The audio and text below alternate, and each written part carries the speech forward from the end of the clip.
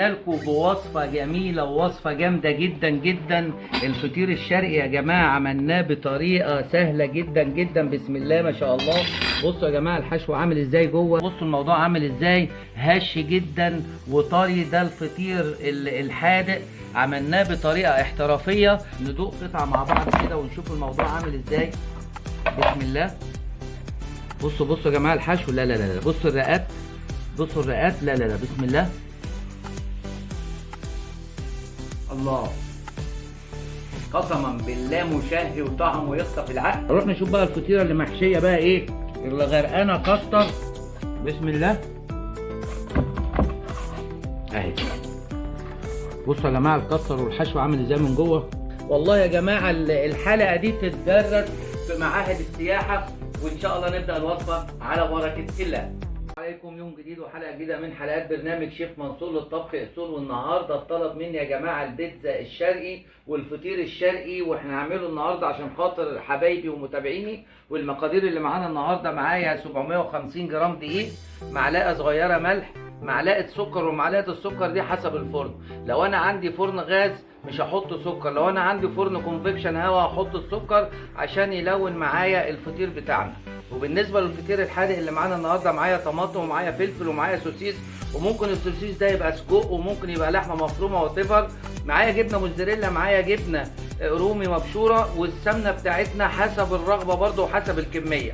معايا كوبايه ميه، ان احنا بنقول كل نص كيلو ده ياخد كوبايه ميه، ان انا عايز العجينه دي فيها عرق وعايز اقلل الميه، فهننزل الميه تدريجيا. يبقى المكون الرئيسي اللي معايا النهارده ملح ودقيق. وقلنا الفطيره الحادقه خدت ايه، وممكن نحط زيتون، لكن انا النهارده مش هشتغل بالزيتون. وبالنسبه للفطيره الحلوه عملنا شويه كاستر او مهلبيه بساط قوي جدا جدا.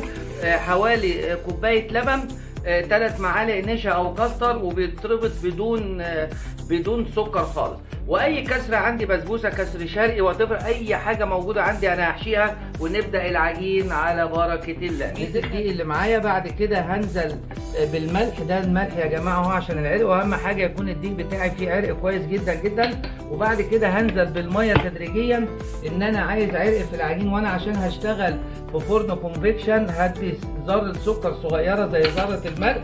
تمام. هنزل بنص كميه الميه وهعجن كده واحده واحده على بركه الله.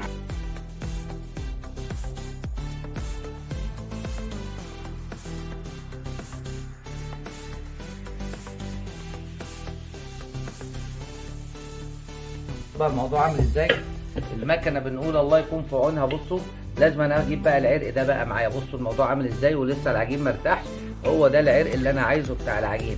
لازم ان العجين يكون معايا ماسك عرق جامد، عشان لما نيجي نهويه ونيجي نفرده ما يكتلش مننا ولا يقطع. وهي دي عجينه الفطير يا جماعه. هناخدها كده على الرخامه بقى، نديها كده ايه، عجنه كده. هي تبقى جامده على ايدك، بس هي دي عجينه الفطير. بصوا لازم العجين يكون ماسك عرق جامد كده. ونجاح الفطير الشرقي او الفطير المشلتت نجاحه لما نريح دي، نسيبها نص ساعه، ساعه الا ربع، ومغطينها هتديني نتائج. هنسيب العجين يرتاح وهنقسطه مع بعض، ونبتدي نكمل مع بعض الوصفه بتاعت كده. هنقسطها بالشكل ده.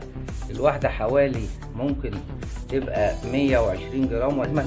دي بنلفها كده بالطريقه الجميله دي، ونبتدي ايه، نلفها زي لقمة الكايزر كده. ولازم تخش في بعضها عشان خاطر تقدر تديني النتائج اللي انا عايزها، واللقمة تبقى ملفوفة، وهيبقى شكل الكرة بتاعتنا بالشكل الجميل ده كده.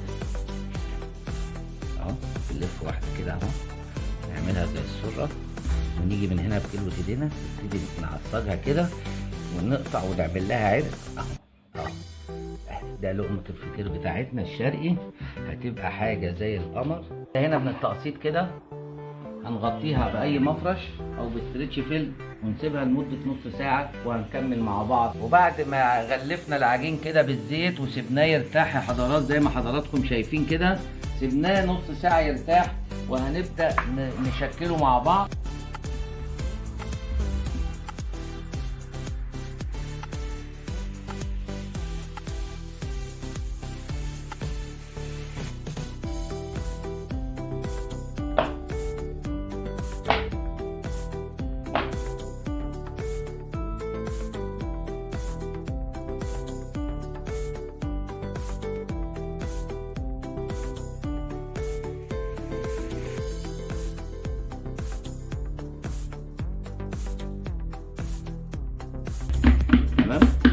خلاص انتهينا. بنجيب شويه سمنه بساط كده اهي، شويه زيت زيهم، دي فطيره حادقه بنعملها اهو.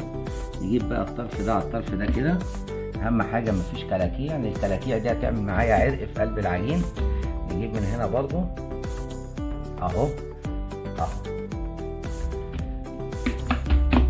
وممكن نعمل فطيره اكبر من كده مفيش مشكله، لكن احنا عاملينها وسط عشان خاطر ايه الكل يقدر يعملها. ان لو كبرت الفطيره عن كده هتعمل لك مشاكل في الشغل. نعمل ايه؟ نجيب الجبنه، طماطم، فلفل، السوسيس بتاعي او الهوت دوج زي ما تسموه اهو اهو، جبنه موتزاريلا فوق، الجبن دي اختياري. نيجي نقفل نجيب الطرف ده كده اهو اهو، موضوع بسيط. قفل تاني اهو تمام. هنا طبعا مقفلين، نيجي نحطها جنب اختها في الصاج. بسم الله اهو كده عملنا الفطير الحادق.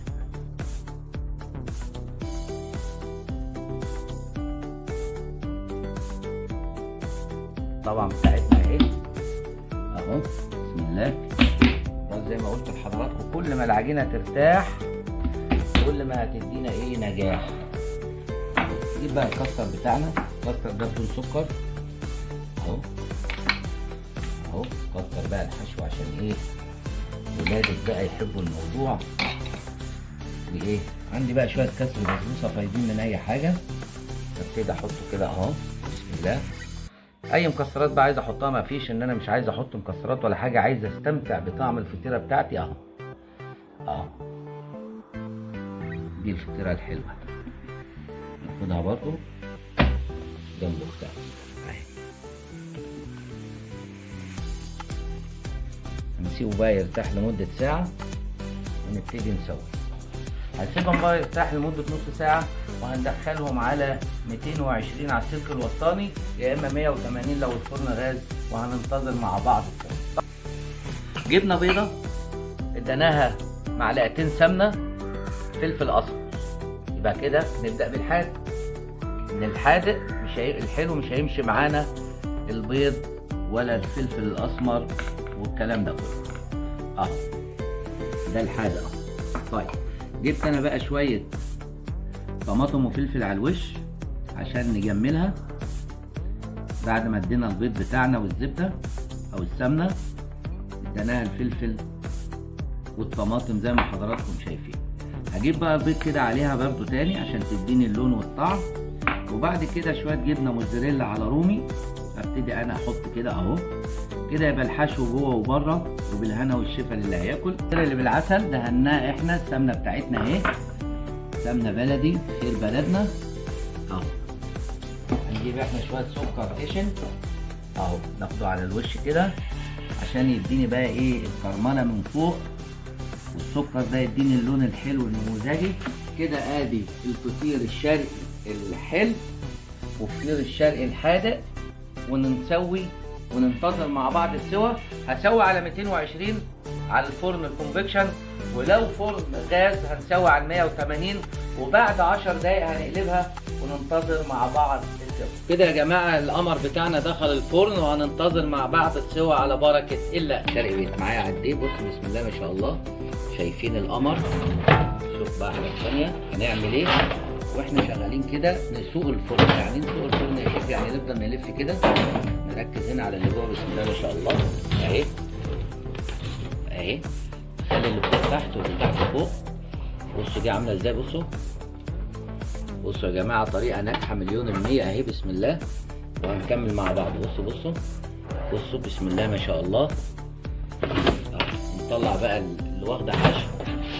ليه دي ما نطرتش زي دي يا شيف؟ طبعا دي واخده حشو بسبوسه وكاستر بيبقى تقيل شويه، لكن دي طبعا واخده خضار وحاجات جميله وايه بتنفش معانا اكتر من اللي فوق. وهنكمل مع بعض السوا. بسم الله. طلعت يا جماعه القمر من الفرن. بصوا بصوا بصوا بصوا الجمال، بصوا العلو بتاعها، بصوا الكلام الجميل. بسم الله حبيبي يا رسول الله، بسم الله ما شاء الله. بصوا يا جماعه، بصوا بصوا بصوا بصوا الجمال والقمر.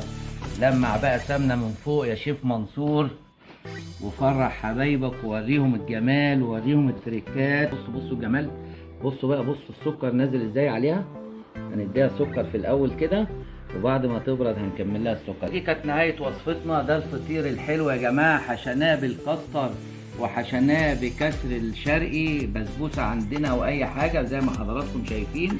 بصوا السكر البودره زي شلالات التلج عليه ازاي، وهنقطع وناكل بالهنا والشفا. وده الفطيره الشرقي، بصوا من جوه ومن بره عامله ازاي، ولا الطريان بتاعه. بصوا بصوا الموضوع عامل ازاي. واستسمحكم اللي ما اشتركش في القناه استسمحوا يشترك ونعمل لايك لكل فيديو، وانتظروني في الجديد مع الشيف منصور بالطبخ الاصول. والحلقه الجايه ان شاء الله والوصفه الجايه هنعمل الفطير المشلتت الفلاحي على اصوله. واشوفكم على خير، والسلام عليكم ورحمه الله وبركاته.